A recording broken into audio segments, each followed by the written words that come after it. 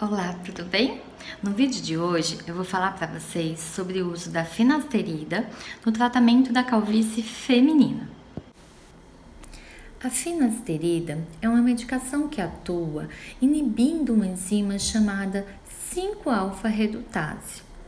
Esta enzima é responsável por transformar a testosterona em um hormônio ainda mais potente chamado dihidrotestosterona, ou DHT.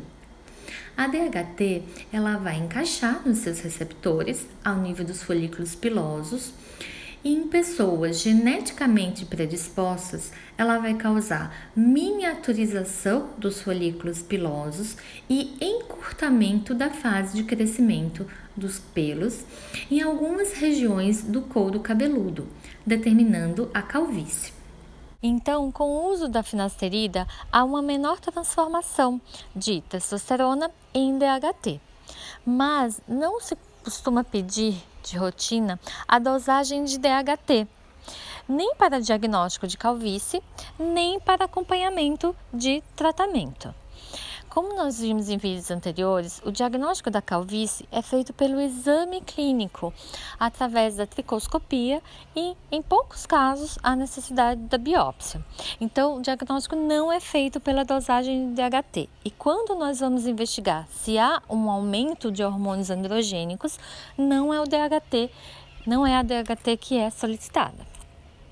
E para acompanhamento, para avaliar a resposta ao tratamento, também isso não é feito com a dosagem de DHT, mas novamente com a tricoscopia, comparando as fotos de antes e depois de 6 meses, geralmente, de tratamento.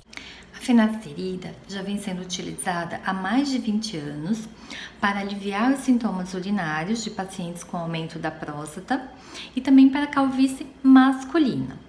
Para a calvície feminina, o seu uso é mais recente e não existem estudos a longo prazo, como existem para a espironolactona. Geralmente, os estudos de uso da finasterida para a calvície feminina têm duração de 6 até 12 meses. E a indicação do uso da finasterida para a calvície feminina é dita off-label, ou seja, não está descrita na bula da medicação. Em relação a efeitos colaterais do uso da finasterida por mulheres, os mais frequentes geralmente são diminuição da libido, aumento das mamas com ou sem dor, e nós vimos no vídeo, em relação a indicações do uso de antiandrogênicos na calvície feminina, que nem toda mulher com calvície precisa ou pode fazer uso dessas medicações, como a espironolactona ou a finasterida. E em relação justamente às contraindicações da finasterida, a principal delas é a gravidez. Então, a mulher em idade fértil, ela precisa estar em uso de um método anticoncepcional seguro, porque se ela estiver tomando a finasterida e engravidar, e se o feto for do sexo masculino, ele pode ter a chamada feminização, ou seja, ele pode nascer com a genitália externa feminina. Então, gravidez é uma contraindicação da finasterida.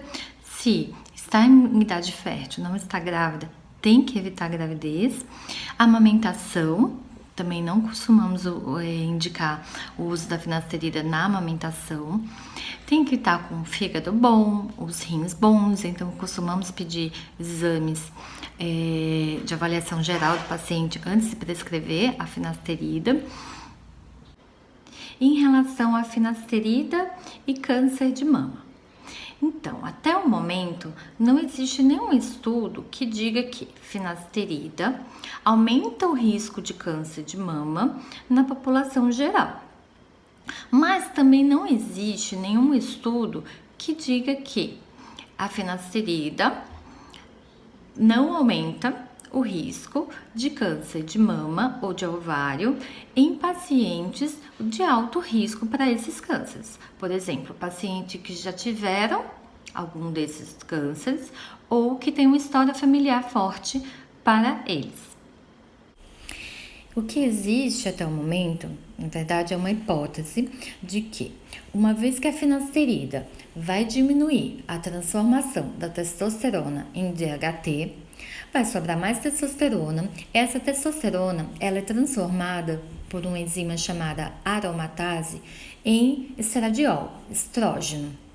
Então, a hipótese é de que esse estrógeno, essa maior produção de estrógeno em pessoas geneticamente predispostas, poderia aumentar o risco dos cânceres hormônio responsivos ao estrógeno, que são câncer de mama e câncer de ovário.